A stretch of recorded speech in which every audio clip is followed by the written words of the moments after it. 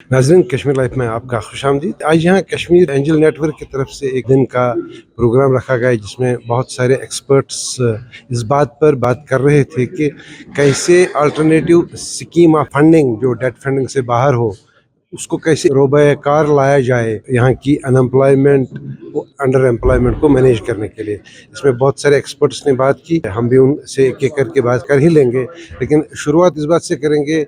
हम पहले शबीर साहब से बात करेंगे, जो कश्मीर एंजल नेटवर्क के सरबराह है। शबीर साहब, आपका खुशामदीद कश्मीर लाइफ के इस रिपोर्ट में। अब ये बता दीजिएगा, आज का जो एक्सरसाइज था, इसका मकसद क्या था? आज की जो हमने फंक्शन यहाँ पे आरास्ता की है, इसका बुनियादी मकसद ये है कि हम जो ओवरऑल अपना इकोसिस्टम देखते हैं, उसमें हमारे यहाँ अनएम्प्लॉयमेंट एक बहुत बड़ा मसला बन चुका है। तो जितनी ज़्यादा अनएम्प्लॉयमेंट है, उतनी ज़्यादा समाजी तौर पे भी एक खलफशार होता है और ओवरऑल इकॉनमी भी ग्रो नहीं हो पाती। तो हम ये समझते हैं कि जब तक इस चीज़ को हम इस तरीके से हैंडल नहीं करते कि बिज़नेस एनवायरनमेंट खड़ा करें और उसके साथ साथ उसमें फ़ंडिंग डाल दें, और जो फंडिंग का होगा तरीका वो ये होगा कि हम बैंकों पे तो आज तक उन्हें से रहे हैं, तो बैंकों से तो जितना भी पैसा आया है बिज़नेस में, उसमें हमने उतनी ज़्यादा ग्रोथ और उतनी ज़्यादा एम्प्लॉयमेंट जनरेशन नहीं देखी। अब इस मसले का हल यही हो सकता है कि हम अल्टरनेटिव फंडिंग का भी इस्तेमाल करें, और अल्टरनेटिव फंडिंग के लिए हमारे पास रिसोर्सेज भी हैं, ऐसा नहीं है कि नहीं है। तो अगर हम बैंकों की बात करें तो 1,70,000 करोड़ बैंकों में पड़े हैं JNK UT के। तो अगर उसमें से थोड़ा सा फ्रैक्शन भी पैसा बाहर आ जाए और बिज़नेस में वो लगा लिया जाए, तो उसके प्रपोर्शन में एम्प्लॉयमेंट भी जनरेट हो सकती है। जहाँ 18.3% अनएम्प्लॉयमेंट की रेट बताई जाती है, जो पार्लियामेंट में बहस में दौरान आई है, तो उसको अगर हम आधा भी कर पाएँ तो हम नेशनल लेवल के आसपास आ जाएंगे। तो उसको आधा करने में कई करोड़ रुपए की प्राइवेट इक्विटी की ज़रूरत पड़ेगी, जिसको हम यहाँ इन प्रोग्रामों के ज़रिए लोगों के ज़हन नशीन करवाना चाहते हैं कि ये चीज़ है और इसका हमारे पास इलाज भी है। तो दो चीज़ों को हम मिलाने की कोशिश कर रहे हैं। एक तरफ से लोगों को डिमांड है कि अनएम्प्लॉयमेंट कम हो जाए, दूसरी तरफ से हमारे पास रिसोर्सेज पड़े हुए हैं। दोनों को मिलाकर हम एक जो बिज़नेस का एनवायरनमेंट खड़ा करें, नए लोगों को एक मौका दें, स्टार्टअप्स की एक बुनियाद डालें, और इतने सारे सेक्टर अवेलेबल हैं जिनमें पैसा डाला जा सकता है। तो अगर ये हो गया तो एम्प्लॉयमेंट का भी मसला एक टैकल किया जा सकता है और बिज़नेस भी साथ साथ ग्रो होती जाएगी। जो आज की नशस्त रही कश्मीर एंजल नेटवर्क की, इसमें फोकस इस बात पर रहा कि कैसे ट्रेडिशनल सिस्टम्स ऑफ फंडिंग के साथ साथ अल्टरनेटिव फंडिंग को इंट्रोड्यूस किया जाए, उसको पॉपुलराइज किया जाए। और बेसिकली इसमें फोकस ये रहता है कि हमारे जो नए स्टार्टअप्स रहते हैं, उन स्टार्टअप्स को कैसे ट्रेडिशनल सिस्टम ऑफ फंडिंग से अल्टरनेटिव्स की तरफ ले आए। लेकिन इसमें जो यहाँ बहुत सारे मुकर्रिरीन ने बात की, एक्सपर्ट्स ने बात की, उसमें एक बात इस पर भी फोकस रहा कि जब ये स्टार्टअप शुरू होते हैं तो उनकी रहबरी की जाए कि बेसिकली स्टार्टअप कैसे बनाया जाए। ये ज़रूरी नहीं है कि आजकल के जो चैलेंजेस हैं बहुत मुख्तलिफ हो गए हैं पिछले कई बरस से। कम्युनिकेशंस बहुत फास्ट हो गया है, इंटरनेट बिल्कुल डोमिनेट कर रहा है पूरी बिजनेस को, पूरे नॉलेज को। तो इसमें सबसे बड़ा फोकस रहा कि एक आइडिया बहुत इंपॉर्टेंट होता है, कि आइडिया यूनिक हो तो तभी बात बन जाएगी। और उसके साथ साथ उसके बाद फंड की बात है, उसके बाद मेंटोरिंग की बात है, और इसके अलावा ये भी ज़रूरी है कि स्टार्टअप के फॉरवर्ड और बैकवर्ड लिंकेजेस का भी ख्याल रखा जाए। तो जहाँ तक रिक्वायरमेंट है इंटरवेंशन की, कि बेसिकली जम्मू कश्मीर में जो ये कान की वजह से शुरुआत हो गई एक नए इकोसिस्टम को बिल्ड करने की, उसमें ज़रूरत किस बात की है? हमारे यहाँ कोई क्रेडिबल डाटाबेस है ही नहीं जिसकी बुनियाद पर हम किसी को एडवाइस करेंगे कि अगर वो पर्टिकुलर सेक्टर में जाना चाहता है तो उसमें कितना सैचुरेशन है या कितना गैप अवेलेबल है। तो एक तो वो मामला रहा, और दूसरा ये बात भी हो गई कि ये जो मेंटोरिंग का सिलसिला लॉन्च, प्री लॉन्च से और लॉन्च तक नहीं होना चाहिए। हैंड होल्डिंग की ज़रूरत है, और स्पेशली मार्केटिंग चैनल्स को इम्प्रूव करने की ज़रूरत है, और उसमें उनकी ब्रिजिंग बहुत ही ज़रूरी है। इसमें कान को अपने रिसोर्सेज डिप्लॉय करने पड़ेंगे, वो एडिशनल क्वेश्चंस जनरेट करने के लिए, जो स्टार्टअप्स के लिए नहायत ही ज़रूरी है। लेकिन अभी तक की सिचुएशन बेसिकली, जो मैं इंटरनेट की बात कर रहा था, इंटरनेट से काफ़ी तब्दीलियाँ आ गई पूरी दुनिया में, और ये तब्दीलियाँ किस कदर फाइनेंशियल सेक्टर और डेट फंडिंग सिस्टम और उस अल्टरनेटिव्स बनाने में कितना उन्होंने कंट्रीब्यूट किया और कितना चेंज हो गया, इस बात पर हमने ज़मीर कादरी साहब से बात की, जो इस बारे में काफ़ी इल्म रखते हैं। ज़मीर कादरी साहब, जो तो मुझे ये बता दीजिएगा, ट्रेडिशनल सिस्टम हमारा ये था कि हम डेट फाइनेंसिंग करते थे, बैंक के पास जाते थे कोई स्टार्टअप शुरू करना होता, तो is there an alternative, and जो अल्टरनेटिव है वो कितना पॉपुलर है? नॉर्मली ट्रेडिशनली जो होता था, जो बैंक्स फंड करते थे बिजनेसेस को by way of project loans और by way of operating expenses जो उनकी होंगी उनको सीसी के थ्रू फंड करते थे, कैश क्रेडिट के थ्रू फंड करते थे. लेकिन अब because of so many players coming in, most of the credit is now going to finance the personal needs of people, and industry and the MSMEs are getting lesser share of the credit that they used to get earlier. So there lies a scope for private equity funding, and this is being taken up very largely in Indian landscape. If we see that startup culture has increased a lot, there are people, there are individuals, there are funds who are investing directly in form of equity in new startups, in fintech, in edutechs, in agritechs. So different kinds of startups are coming, and they are not necessarily getting funds from the banks, because banks won't lend to the business ideas which have not been tested. But there is an appetite for investing among investors, among high net worth individuals, among investor angel networks. They are trying to see value in these startups and they are funding them. So that's the alternate route that is being taken up by today in investing in businesses. जब हम date banking की बात करते हैं तो date banking एक मखसूस उसूल के हवाले से चलती है जिसकी बुनियाद रेगुलेटर ने बहुत पहले रखी होगी. आप कुछ भी करें, इसका अपना एक स्टेज होता है, अपने स्टेजेस होते हैं और उसी के हिसाब से वो पैसा देते भी हैं और डेटर से पैसा वापस लेते भी हैं, जो कि इक्विटी पार्टिसिपेशन में शायद फ्लेक्सिबल बहुत होता है. लेकिन डेट फंडिंग की वजह से बाज बिजनेसेस अनवायबल एनवायरनमेंट्स में कैसे सफ़र करते हैं, इस बारे में हमने एजाज अयूब से बात. अगर हम नॉर्मल सिनारियो की बात करें, सब मेट्रोपॉलिटन्स या मेनलैंड इंडिया की बात करें, जहाँ पे प्रेडिक्टेबल एनवायरनमेंट है, वहाँ पे डेट इक्विटी में खाली रिटर्न्स के हिसाब से देखा जाता है.